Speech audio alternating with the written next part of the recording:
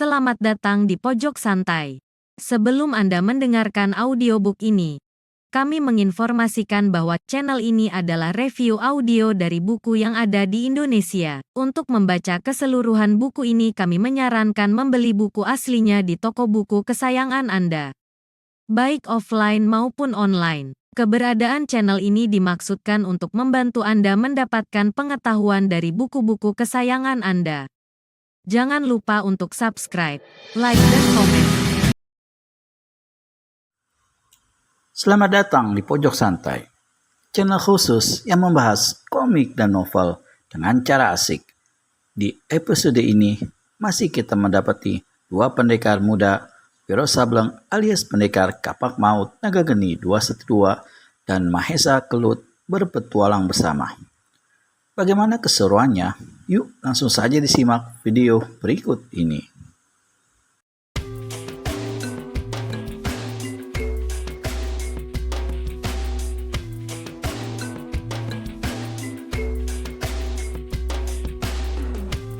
Di puncak sebuah bukit batu, dua pendekar itu berhenti sejenak untuk beristirahat. Kebetulan di situ terdapat sebuah mata air. Mereka minum sepuasnya. Begitu juga kuda tunggangan masing-masing. Setelah mendapat kesegaran, baru mereka melanjutkan perjalanan. Jalan menurun yang ditempuh diapit di kiri kanan oleh lamping batu setinggi hampir 20 tombak. Terap kaki-kaki kuda menggema di samping bukit batu itu. Aku tiba-tiba saja merasa tidak enak ya.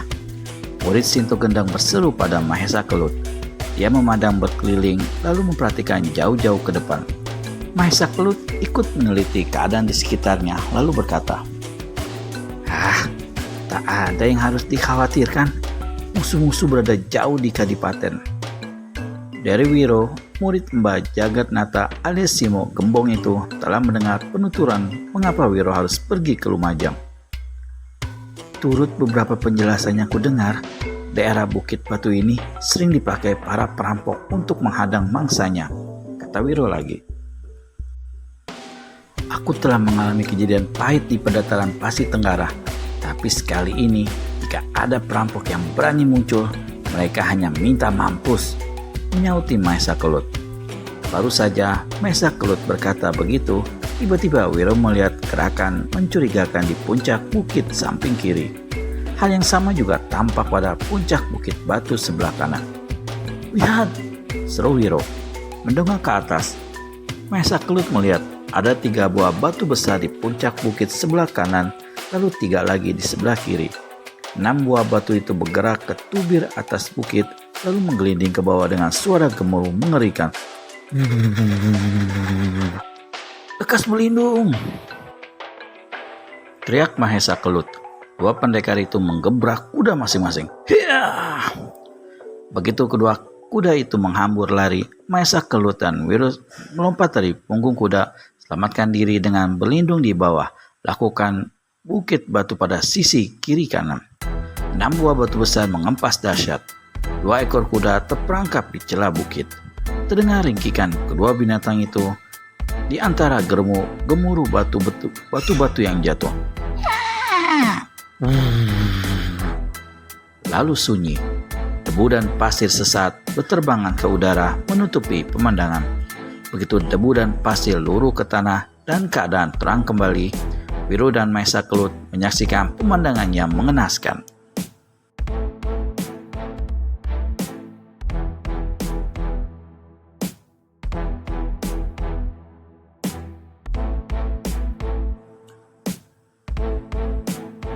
Dua ekor kuda itu tergelimpang mati di bawah himpitan 6 batu besar. Bangsat rendah, sumpah Mahesa Kelut marah sekali. Kedua tangannya disilingkan di muka dada, mulutnya bergetar, merapatkan aji kesaktian, sedang tubuhnya menggelegar menghimpun tenaga dalam. Didahului bentakan keras, Mahesa Kelut kemudian hantamkan tangan kanannya ke atas. Kilatan api merah dan panas menderu. Tubir bukit batu setinggi 20 tombak di atas kiri sana tampak berpijar lalu hancur berantakan. Pecahan batu dan bongkahan tanah berterbangan. Namun siapapun adanya, orang-orang di atas sana agaknya tak satu pun yang cedera. Rupanya mereka terlebih dulu meninggalkan tempat itu sebelum pukulan ilmu api yang dilepaskan murid Mbah Jagatnata menghancurkan sebagian tubir batu. Kagum melihat kehebatan kawannya, Pendekar 212, Wiro Sableng tak mau kalah. Tangan kanannya sampai sebatas siku mendadak berubah menjadi putih perak. Ketika pendekar ini menghantam ke tubir batu sebelah kanan, berkibarlah sinar putih menyilaukan disertai deru angin panas yang dahsyat. Puncak bukit batu di atas sana menggelegar runtuh. Pukulan sinar matahari, seru Mahesa Kelut kaget dan kagum ketika menyaksikan pukulan itu. Dia sudah lama mendengar, namun baru sekali ini menyaksikan sendiri. Kini Mahesa Kelut sadar siapa sebenarnya kawannya yang selalu dipanggil dengan sebutan Sableng ini. Seperti pukulan sakti yang dilepaskan Mahesa Kelut tadi, hantaman pukulan sinar matahari yang dilepaskan Wiro pun tidak mengenai siapa-siapa di atas sana. Parat keparat itu pasti sudah melarikan diri, ujar Mahesa Kelut jengkel. Dia ingin sekali mengejar, tapi tanpa kuda. Hal itu tak mungkin dilakukan. Mereka pasti orang-orang Adipati Kebo Penggiring, kata Mahesa Kelut saya tepuk-tepuk pakaian yang penuh debu. Dia memandang berkeliling sambil garuk-garuk kepala. Lalu berkata, tak ada jalan lain. Tak harus melanjutkan perjalanan dengan jalan kaki. Aku akan berikan pembalasan berikut bunganya pada mereka, kata Mahesa Kelut pula sambil kepalkan tinju. 4 orang penunggang kuda tampak bersiap-siap di halaman samping gedung Kadipaten Lumajang. Salah seorang di antara mereka yang mengenakan pakaian kebesaran Adipati bukan lain adalah Adipati Kebo Penggiring. Di sebelahnya berturut-turut adalah 2 lelaki berpakaian bagus berusia agak lanjut, tapi memiliki tubuh yang sangat kekar. Salah seorang menunggang kuda putih, yang seorang lagi kakek berpakaian biru yang ada parut bekas luka pada mukanya sebelah kiri, mulai dari dagu sampai ke dekat mata. Kalian pasti tunggu Soka dan Gajah Bledek akan sampai malam ini dari kota raja? Adipati Kebo Penggiring bertanya. 3 orang di sampingnya sama mengangguk. Si cacat muka yang bernama Ronggo Kemitir membuka mulut. Tak usah khawatir, mereka pasti datang untuk menjemput senjata-senjata mustika itu, sekaligus membantu kita menghadapi pendekar suruhan Dewa Tuak itu. Kebo Penggiring merasa kurang enak karena dianggap seperti takut. Dia cepat berkata, soal pemuda gendeng itu tak usah dikhawatirkan. Hanya saja aku dengar kini dia bergabung dengan seorang pendekar muda lainnya. Ini gara-gara 2 sahabatku ini kesalahan turun tangan di pedataran Tengger. Betul begitu? 2 lelaki bertubuh kekar berpakaian bagus terdengar batuk-batuk. Salah seorang dari mereka, yakni yang menunggang kuda putih hasil rampasan milik Mahesa Kelut, menjawab, dengan siapapun pendekar gendang itu bergabung, tak perlu ditakutkan.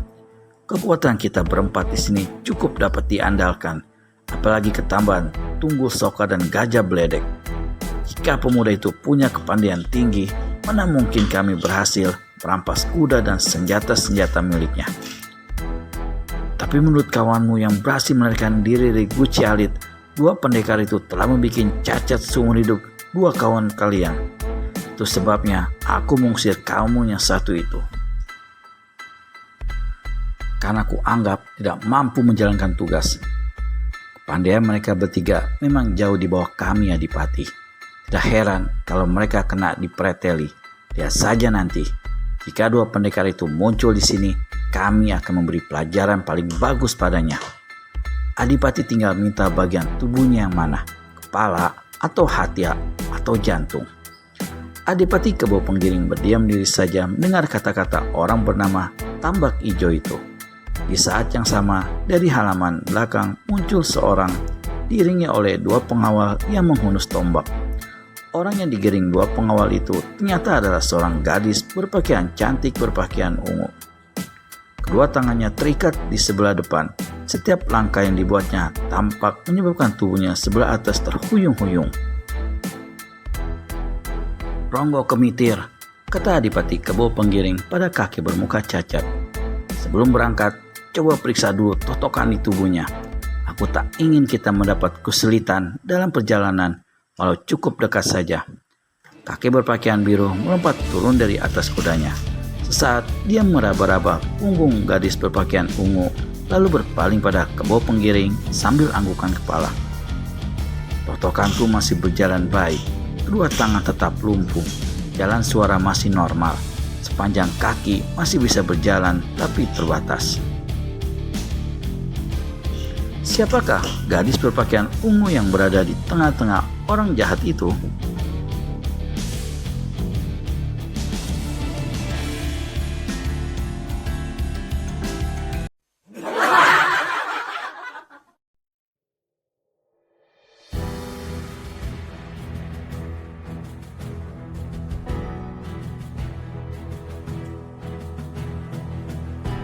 "Ronggo Kemitir," kata Adipati Kebo Penggiring pada kakek bermuka cacat.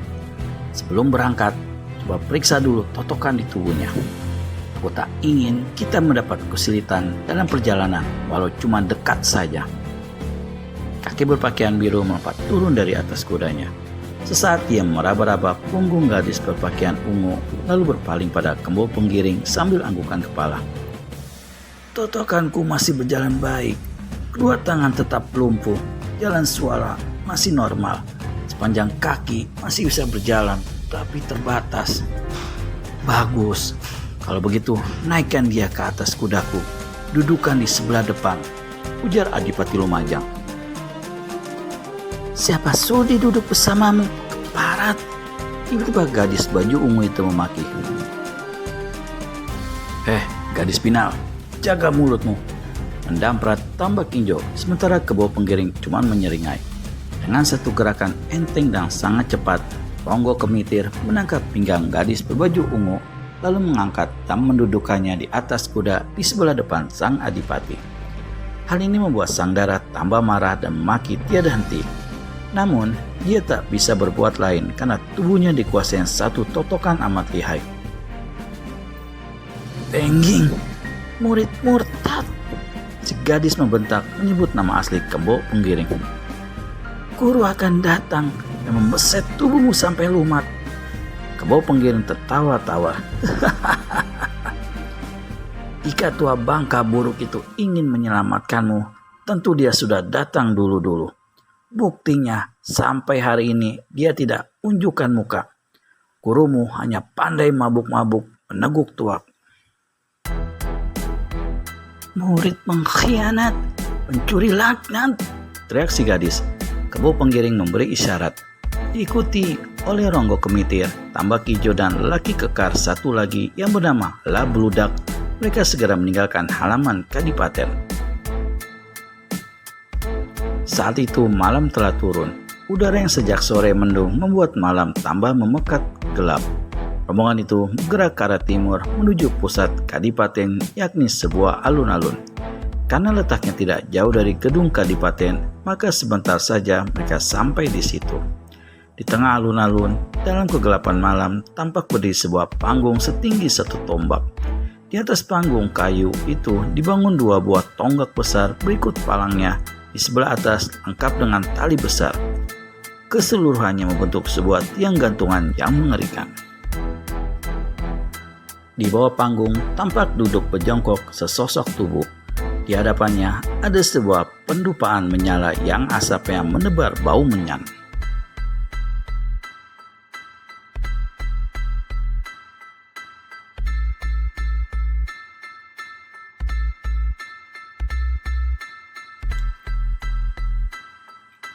"Anggini, kau lihat tiang gantungan itu?" Kebo Penggiring bertanya pada gadis yang duduk di atas kuda di sebelah depannya. "Mataku tidak buta," saut dara berbaju ungu yang ternyata adalah Anggini, murid Dewa Tuak yang ditawan oleh Kebo Penggiring. "Bagus, matamu tidak buta. Kuharap hatimu juga tidak terus-menerus membatu. Apa kau tidak takut melihat tiang gantungan itu?" tanya sang adipati lagi. "Takut?" Sang Dara menyeringai. Mengapa harus takut? Digantung saat ini pun aku tidak takut. Tak perlu menunggu sampai besok pagi. Kau memang gadis pemberani. Itu yang membuat aku kagum padamu, kata Kebo Penggiring terus terang. Tetapi, mengapa begitu sulit bagimu menerima permintaanku? Anggini kembali menyeringai sinis.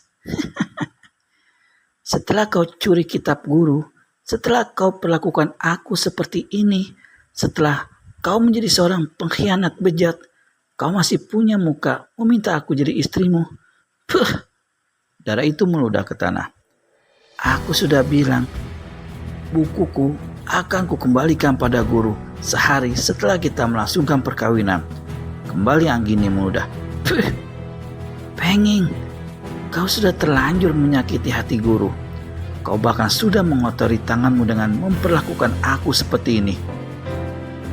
Tujuanku justru adalah untuk membahagiakan dirimu. Terus terang, banyak gadis yang ingin ku peristrikan. Semua bangga menjadi istri seorang adipati, tapi kau menolak. Segala setan pelayangan mungkin bangga jadi istrimu, Penging, tapi aku tidak. Justru aku akan mencincang sekujur tubuhmu pada kesempatan pertama. Ronggo Kemitir, si kakek bermuka cacat, geleng-geleng kepala. Gadis ini sulit untuk diberi pengertian, Adipati, katanya. Kebo Penggiring masih berusaha mencari harapan. Masakan kau lebih suka digantung daripada jadi istriku? Padahal, bukankah aku adalah kakak seperguruanmu sendiri? Pada hari pertama kau mengkhianati guru, orang tua itu sudah tidak menganggap kau muridnya lagi. Apa masih pantas aku menganggapmu sebagai kakak seperguruan? Tidak malu? Kalau begitu, kau benar-benar menginginkan mati Anggini, ingin digantung dengan cap sebagai pemberontak. Kau boleh membunuh aku dengan dalih apapun, tapi kebenaran tak akan pernah bisa dikalahkan oleh angkara murka. Kau mengkhianati guru sendiri, mencelakai saudara seperguruan, lalu sekaligus menjilat pada kerajaan. Kau ternyata memang manusia busuk luar biasa, Penging. Paras Kebo Penggiring tampak merah mendengar kata-kata itu. Diikuti oleh yang lain-lainnya, dia membawa kudanya menuju panggung penggantungan. Setelah berada dekat ke tempat itu, Anggini segera melihat bahwa manusia yang duduk di bawah panggung dan menghadapi pendupaan yang menebarkan bau menyan itu ternyata adalah seorang nenek bermuka angker berpakaian serba hitam. Dia terdengar seperti melapaskan mantra-mantra. Melihat kedatangan rombongan adipati, nenek ini hentikan membaca mantra, ulurkan kedua tangan ke muka memberi hormat. Nenek Jumina, tegur adipati Kebo Penggiring. Menurut penglihatanmu, apakah semua persiapan berjalan lancar? Tentu saja, Adipati. Tentu saja, jawab si nenek. Suaranya kecil dan dia bicara seperti orang tercekik. Tetapi, apakah sang calon tetap memilih mati ketimbang dijadikan istri? Sang adipati termangu sesaat baru menjawab. Agaknya jalan pikiran tak bisa dirubah. Mungkin kau hendak mengatakan sesuatu sebelum kami meninggalkan tempat ini. Nenek itu tegak dari jongkoknya. Ternyata tubuhnya pendek dan bongkok. Matanya yang cekung memandang lekat-lekat pada Anggini membuat gadis menjadi tergetar juga hatinya. Lalu terdengar kata-kata si nenek. Dulu aku punya seorang anak gadis, wajahnya jelek sekali. Apalagi dibandingkan dengan Munak, tapi dia begitu bangga ketika satu hari prajurit kadipaten mengambil menjadi istri. Adalah aneh kalau kau yang begini cantik jelita lebih suka mati digantung daripada dijadikan istri oleh Adipati Kebo Penggiring. Adipati bukan satu pangkat yang rendah dan calon suamimu berwajah tampan gagah, apalagi masih kakak seperguruanmu. Apakah kau tidak hendak merubah jalan pikiranmu yang keliru itu, nak? Sialan, maki Anggini dalam hati. Lalu dengan suara keras dia berkata, jika menurutmu pangkat adipati merupakan pangkat yang tinggi dan tampang manusia ini tampang gagah, mengapa tidak kau saja yang minta dijadikan istri? Si nenek terkesiap lalu gelengkan kepala, sementara Kebo Penggiring tersentak dan bergetar menahan amarah. Gadis bodoh, kata si nenek berulang kali. Aku tak bisa menolongmu, sayang sekali. Nenek itu kembali berjongkok dan menyebarkan kemenyan di atas pedupaan. Nenek Juminah, kau telah menjalankan pekerjaanmu dengan baik. Gadis ini memang bodoh, memilih mati tercemar daripada menerima permintaanku. Adipati Kebo Penggiring membalikkan kudanya dan tinggalkan tempat itu diikuti 3 orang lainnya. Kau tahu apa yang bakal terjadi atas dirimu sebelum kau digantung besok pagi yang gini? Tanya Kebo Penggiring. Apa gerangan yang akan diterima Anggini sesuai ancaman Kebo Penggiring? Temukan jawabannya di video selanjutnya hanya di channel Pojok Santai. Segera subscribe dan tekan tombol lonceng untuk mendapat notifikasi video terbaru dari kami. Terima kasih dan sampai bertemu kembali.